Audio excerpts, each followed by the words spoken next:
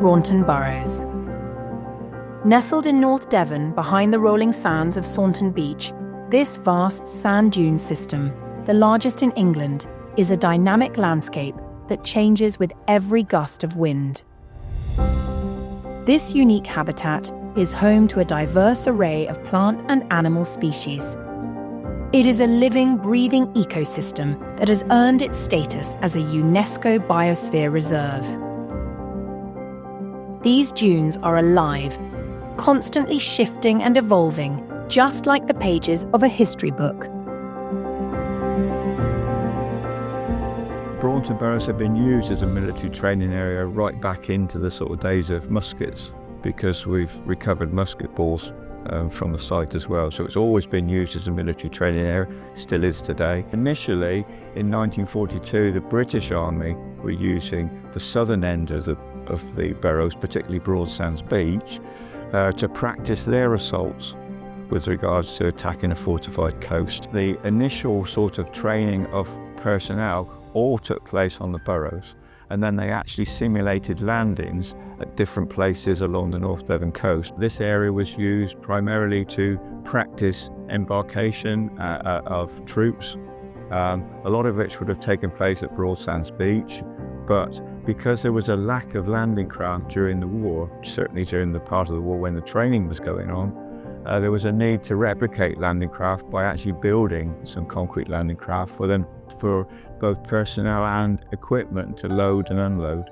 And these concrete landing craft are the remains of that work. My role was managing it for the wildlife. It soon became apparent that if you didn't keep some of the vegetation in check, you'd lose some of these wonderful carpets of flower-rich turf, thyme-rich turf.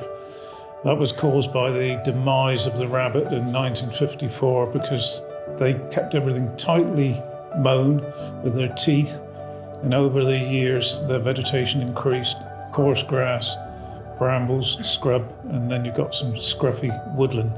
So we had to start managing in the mid-80s.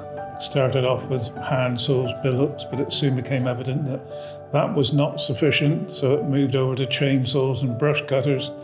And on a large site like Braunton Burrows, because I was responsible for about 3 square miles of the dunes, it's now moved over to heavy machinery, diggers digging things out, scrape the vegetation off and let the flora start all over again. To qualify as a UNESCO Biosphere Reserve, there has to be a core area which is of international sort of bioregional significance and has to be managed for conservation as the primary aim. And when we set up the Biosphere Reserve, Braunton Burrows was that core area and still is. And it's important that it has that designation initially as a SSSI, in a special area of conservation, which puts it high on the rungs of designations. And we've got a lot of partners that are actually sort of doing a lot of conservation work there. As we stand here now, the Burrows are within the Countryside Stewardship Scheme. So that's effectively a contract with Natural England to deliver a set of management descriptions which ultimately have some overall aims and objectives. Well, the whole of the Braunton Burrows is a site of special scientific interest, a SSSI, and balancing the needs of military operational training with the needs of the environment is extremely important to the MOD. It's not unusual to have a very important biodiversity resource in a military training reserve, but quite often